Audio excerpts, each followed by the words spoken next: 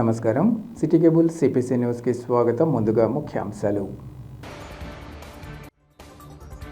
Supreme court SC వర్గీకరణ విషయంగా ఇచ్చిన తీర్పు చాలా బాధాకరం.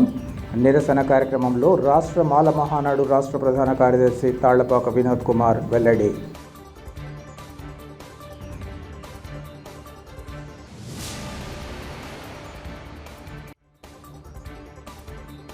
కడపలో ఏకకాలంలో 3 దుకాణాల్లో దొంగతనాలు. కేసు నమోదు చేసి విచారణ చేస్తున్నట్లు పోలీసుల స్పష్టీకరణ.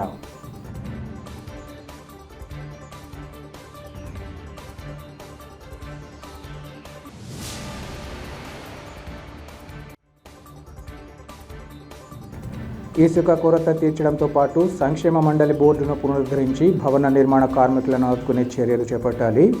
ఏఐటీయూసీ జిల్లా deputy general secretary KC Badulla demand.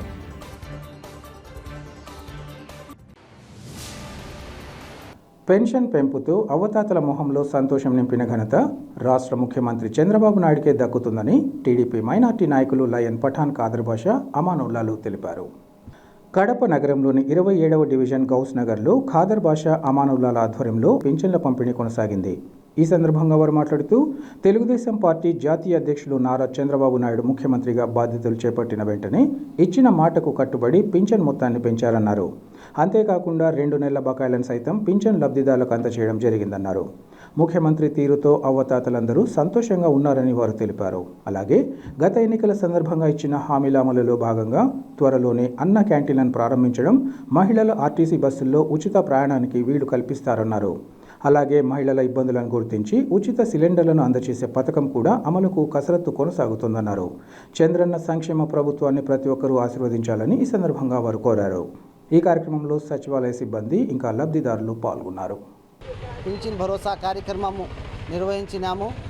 మన నారా చంద్రబాబు నాయుడు గారి నేతృత్వంలో ఆయన పిలుపు మేరకు, అలాగే మన యంగ్ డైనమిక్ ఫైర్ బ్రాండ్ అయినటువంటి ఆర్ మాధవిరెడ్డి గారి పిలుపు మేరకు చంద్రన్న పింఛన్ భరోసా కార్యక్రమము గౌస్ నగర్లో నిర్వహించినాము. చాలా సంతోషకరమైన విషయం. ఎందుకంటే అవ్వాతాతల కళ్ళల్లో ఆనందం, పెద్ద కొడుకు అని వాళ్ళు ఆనందంతో పడుతున్నారు. మన నారా చంద్రబాబు నాయుడు గారు మాట ఇస్తే తూచా తప్పకుండా పాటించే నాయకుడు మా చంద్రబాబు నాయుడు గారు. అలాంటి నాయకుడు 1000 రూపాయలు పెంచుతానని మాట ఇచ్చినాడు. అట్టే 1000 రూపాయలు పెంచినాడు. ఎన్ని ఆర్థిక ఇబ్బందులు ఉన్నా కూడా, ఎంత ఒడుగులు అయినా కూడా, రాష్ట్రము ఎంత అప్పుల పాలైనా కూడా ఆయన మాట ఇచ్చినాడు. తప్పకుండా తూచా తప్పకుండా పాటిస్తున్నాడు. అలాంటి నాయకుడు మనకు కావాల్సింది. అలాంటి నాయకుడు మనకు రాష్ట్రాన్ని అభివృద్ధి చేయాలంటే అలాంటి నాయకుడు కావాలని మనము కోరుకున్నాము. నిజంగా ఆ కళ మాకు నెరవేరింది. రానున్న రోజుల్లో నిజంగా మన రాష్ట్రం కానీ, మన కడప జిల్లా కానీ, కడప నగరం అభివృద్ధి చెందింది. మరీ ముఖ్యంగా మన కడప నియోజకవర్గ ఎమ్మెల్యే అయినటువంటి ఫైర్ బ్రాండ్ ఆర్ మాధవిరెడ్డి గారి నేతృత్వంలో మనము ఆమె పిలుపు మేరకు ఈరోజు చంద్రన్న పింఛన్ భరోసా కార్యక్రమం నిర్వహించినాము. ఆమెకు కూడా కృతజ్ఞతలు తెలుపుతున్నాము. గత ప్రభుత్వం లాగా దశల వారీగా 250 రూపాయలు, 250 రూపాయలు అలాంటి కాదు. మాట ఇచ్చినాడు మా నాయకుడు. అప్పులు కానీ ఏమైనా కానీ రాష్ట్రము అలాంటి వారికి మనము నిజంగా ఎన్నుకోవాలా. రానున్న 2029లో కూడా ఆయన సీఎం కావాలని ప్రజలు కోరుకుంటున్నారు. అలాగే ఈ అవకాశం ఇచ్చిన మా మీడియా మిత్రులకి నిజంగా నేను హ్యాట్సాప్ చెప్పాలి. పొద్దున్నే మనం కవరేజ్ చేసినందుకు వాళ్ళకు కూడా ధన్యవాదాలు తెలుపుతూ, మా గౌస్ నగర్ ప్రజలకి ధన్యవాదాలు తెలుపుతూ సెలవు తీసుకుంటున్నాను. దేశంలో అత్యున్నత న్యాయస్థానమైన సుప్రీంకోర్టు ఎస్సీ వర్గీకరణ విషయంగా ఇచ్చిన తీర్పు చాలా బాధాకరమని రాష్ట్ర మాల మహానాడు రాష్ట్ర ప్రధాన కార్యదర్శి తాళ్లపాక వినోద్ కుమార్ తెలిపారు. ఎస్సీ వర్గీకరణ అంశంపై సుప్రీంకోర్టు తీర్పు నేపథ్యంలో మాల మహానాడు ఆధ్వర్యంలో అంబేద్కర్ విగ్రహం వద్ద తమ నిరసన కార్యక్రమాన్ని చేపట్టారు. ఈ సందర్భంగా వినోద్ కుమార్ మాట్లాడుతూ సుప్రీం తీర్పు 100% రాజ్యాంగానికి విరుద్ధంగా ఉందన్నారు. 2004 నవంబర్ ఎస్సీ వర్గీకరణ వీలు కాదన్న న్యాయస్థానం నేడు విరుద్ధంగా తీర్పునివ్వడం సరికాదన్నారు. ఈ విషయం రాష్ట్రంలోని మాల సామాజిక వర్గానికి తీవ్ర ఇబ్బందికరంగా ఉందన్నారు. ఎన్డీఏ ప్రభుత్వం విభజించి పాలించే విధంగా ముందుకు వెళుతూ అన్నదమ్ముల్లా కలిసిమెలిసి ఉన్న తమ మధ్య వైషమ్యాలు నెలకొనేలా వ్యవహరించడం తగదన్నారు. ఓటు బ్యాంకు కోసం రాజకీయ నాయకులు ఇలాంటి చర్యలు చేపట్టడాన్ని తాము తీవ్రంగా ఖండిస్తున్నామన్నారు. ఈ విషయంగా మాల జాతికి జరుగుతున్న అన్యాయంపై ఉద్యమం ఆపేది ఉండదన్నారు. తమకు జరుగుతున్న అన్యాయానికి మాలలందరూ చైతన్యవంతులు కావాలని ఆయన పిలుపునిచ్చారు. ఈ కార్యక్రమంలో మాల మహానాడు నాయకులు సాగర్, వినయ్ కుమార్తో పాటు ఇతర నాయకులు పాల్గొన్నారు.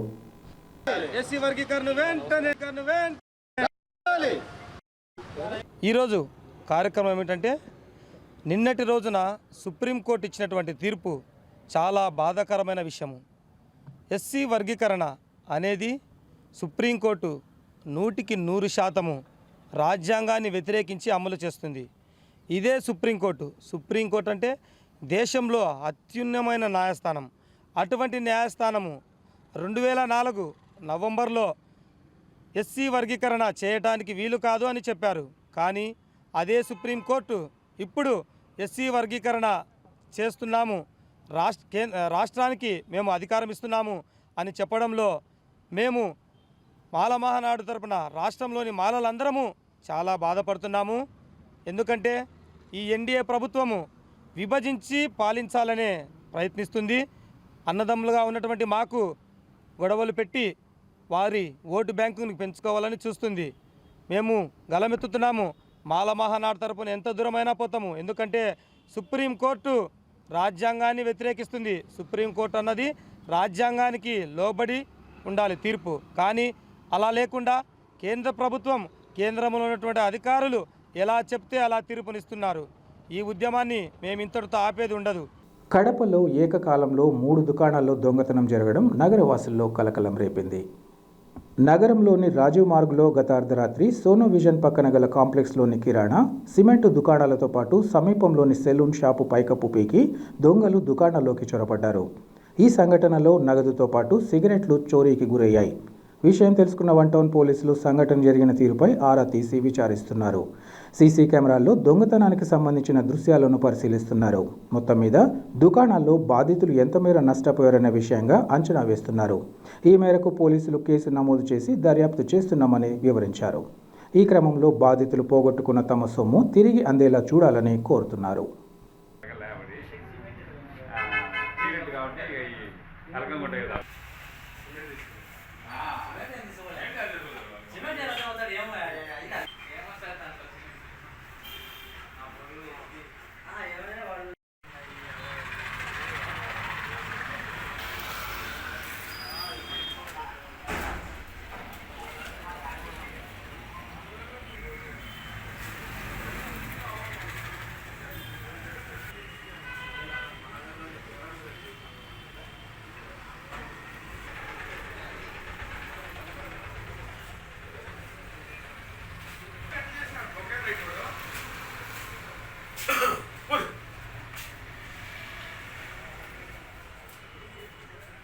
వాళ్ళ దగ్గర ఏదో మిషన్ ఉంది బా ఏ చూసినారా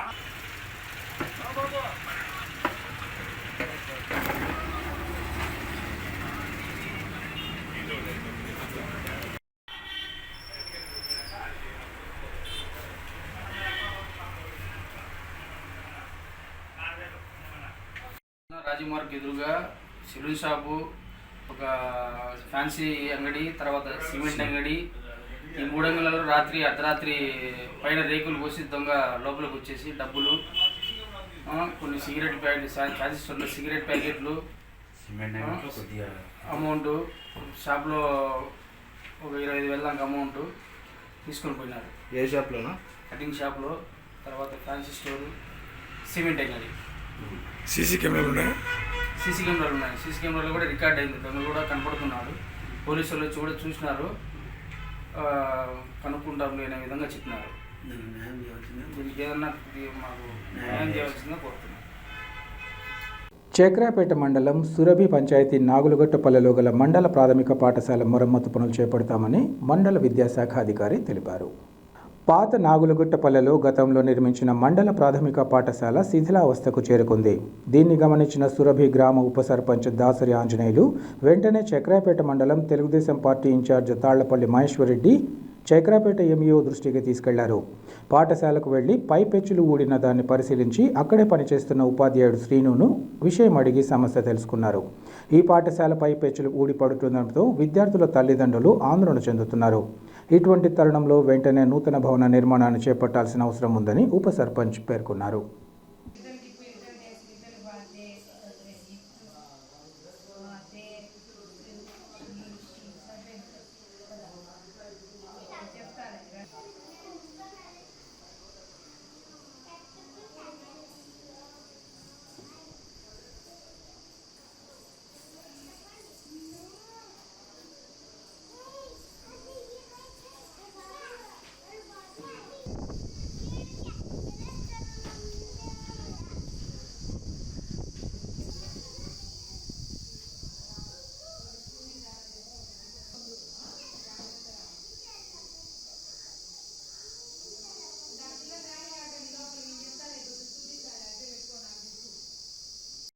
ఇసుక కొరతను తీర్చడంతో పాటు సంక్షేమ మండలి బోర్డును పునరుద్ధరించి భవన నిర్మాణ కార్మికులను ఆదుకునే చర్యలు చేపట్టాలని ఏఐటీయూసీ జిల్లా deputy general secretary KC Badulla demand చేశారు.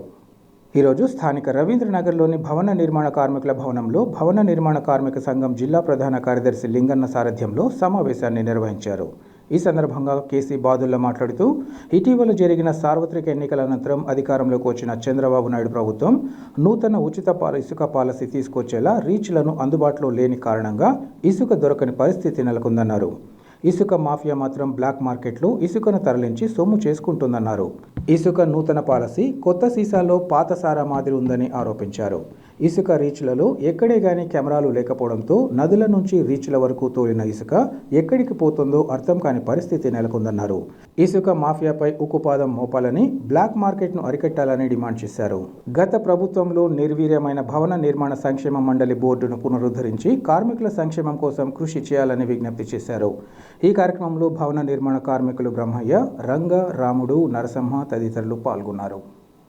భవన నిర్మాణ కార్మికుల సమస్యలపైన కడప రవీంద్రనగర్ అడ్డా యందు భవన నిర్మాణ కార్మిక సంఘం జిల్లా ప్రధాన కార్యదర్శి లింగన్న సారథ్యంలో సమావేశం నిర్వహించడం జరిగింది.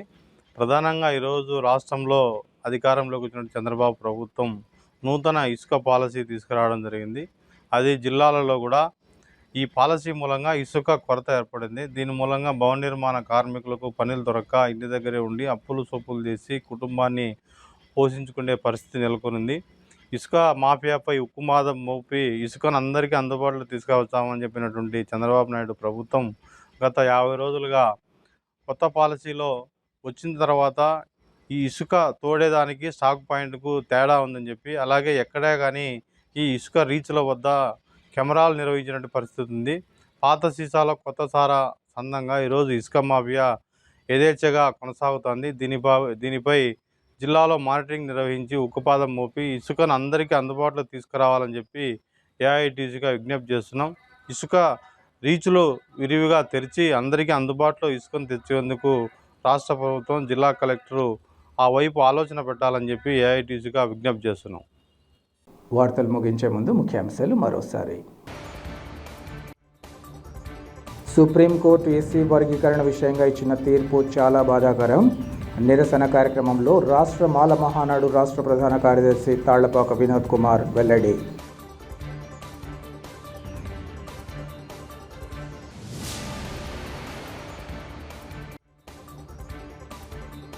కడపలో ఏకకాలంలో 3 దుకాణాల్లో దొంగతనాలు, కేసు నమోదు చేసి విచారణ చేస్తున్నట్లు పోలీసుల స్పష్టీకరణ.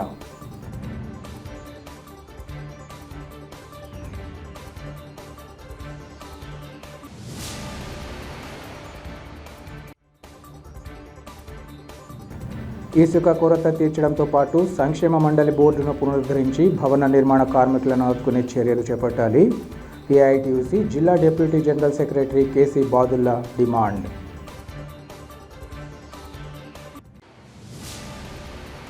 సిటీ కేబుల్ సిపిసి న్యూస్ ఇంతటితో సమాప్తం. నమస్కారం.